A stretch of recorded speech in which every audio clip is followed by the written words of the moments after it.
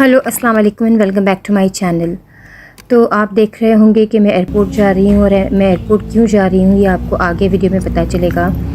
So welcome back to my channel and those who are new to my channel kindly subscribe and stay tuned with us. Finally मैंने आपको मेरे last Muharram के videos में ये मैंने बताया था कि मैंने इराक़ की वीज़ा अप्लाई की है, तो लेकिन मैं इराक़ नहीं जा सकी और कहीं और जा रही हूँ। तो मैं कहाँ जा रही हूँ ये आपको आगे पता चलेगा, हमारे साथ रहिए। अच्छा, अभी यहाँ एयरपोर्ट जाने के लिए मैंने हैविस्ट नहीं ली है, जो हमारे घर से बस जाती है डायरेक्टली एयरपोर्ट।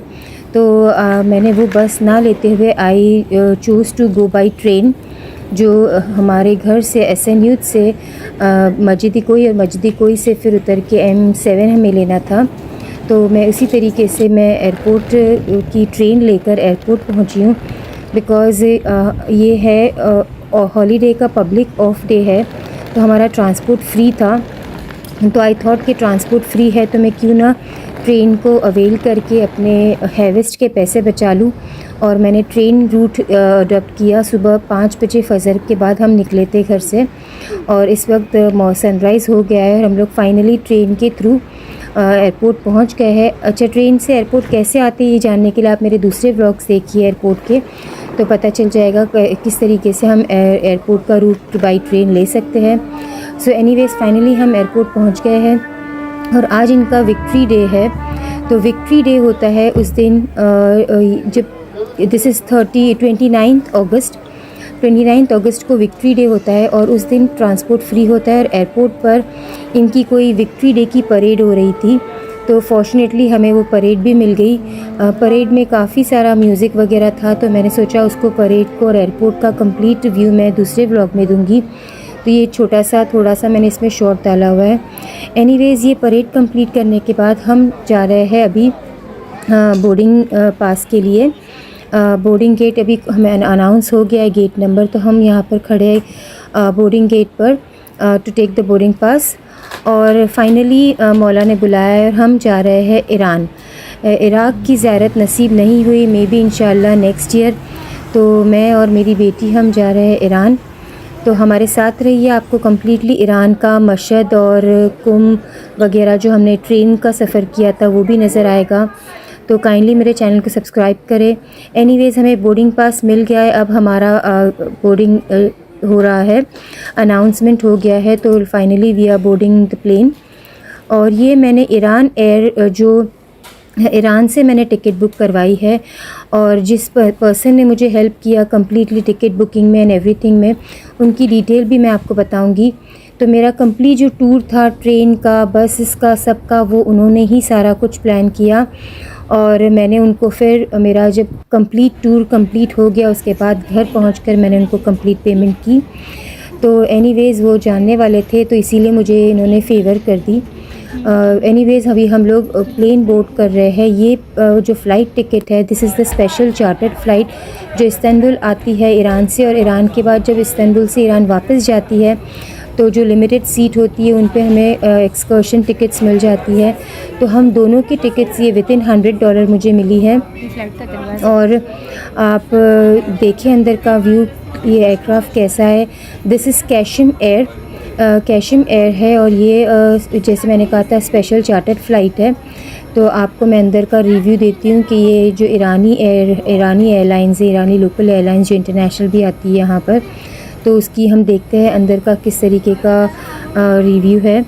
तो अल्हम्दुलिल्लाह अच्छी एयरक्राफ्ट थी। It was a jumbo jet, 3 seaters थी और काफ़ी बड़ा प्लेन था और कंप्लीट फुल बोर्ड था, लाइक फुल एयरक्राफ्ट फुल था और सारे ईरानीज़ थे।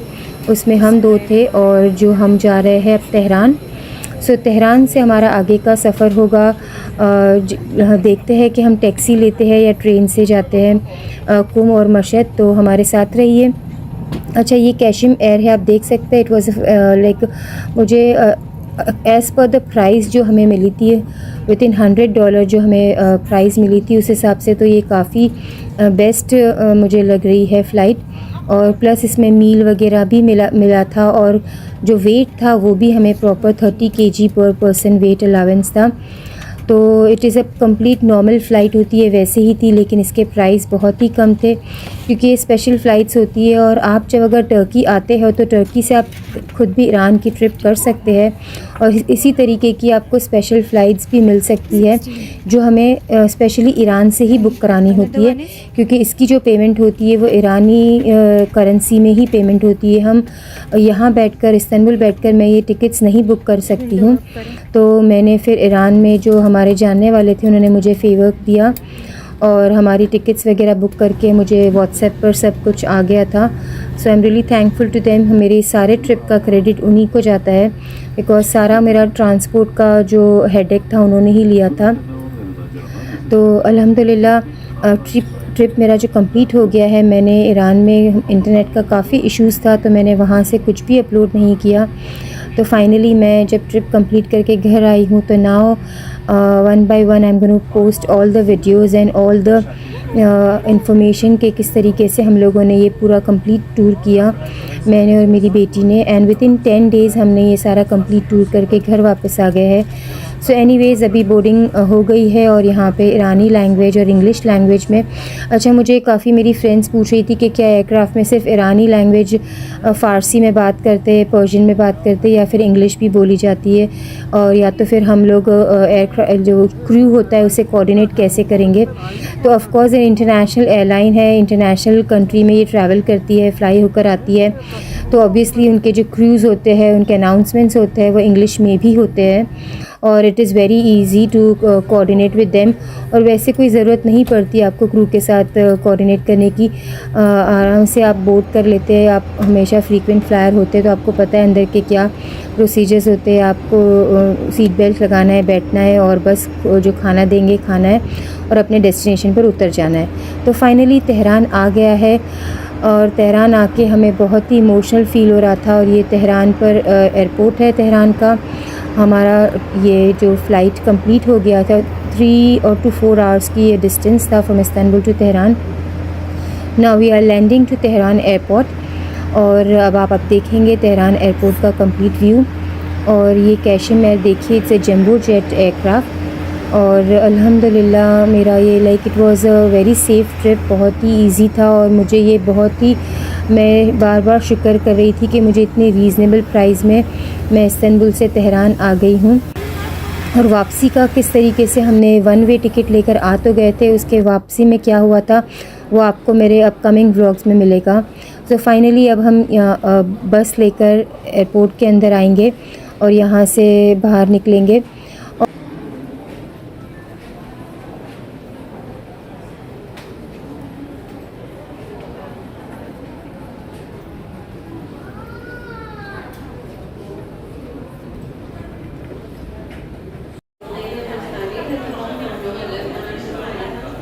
टर्की से ये चीप फ़्लाइट लेकर ईरान की वीज़ा लेकर, अगर आपके पासपोर्ट पर ईरान की वीज़ा की नीड है तो वीज़ा लेकर फिर आप इस तरीके से ईरान का टूर भी कर सकते हैं।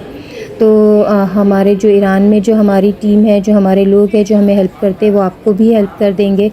वो अपना ग्राउंड पैकेज देते हैं तो आप उनसे अपना ग्राउंड पैकेज ले सकते हैं, या तो आप खुद पूरा अपना पैकेज लाइक लोडिंग बोर्डिंग का खुद करना चाहते हैं वो खुद करें, और टिकटिंग का जो है वो आपको टिकट बुक करके दे सकते हैं।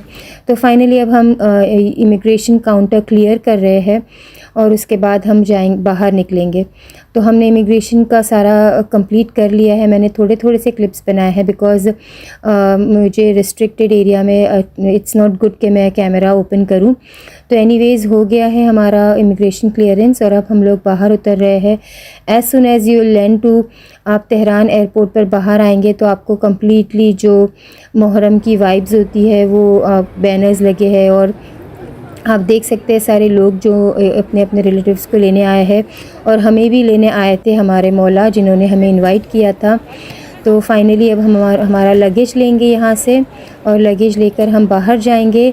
अच्छा, ये हम फजर में निकले थे और शाम हो गई है अभी बाहर आते आते, लाइक 4 आवर्स का डिस्टेंस था। उसके बाद हम बाहर आए हैं और अब हम जाएंगे टैक्सी लेंगे, और टैक्सी लेके हम जाएंगे कुम।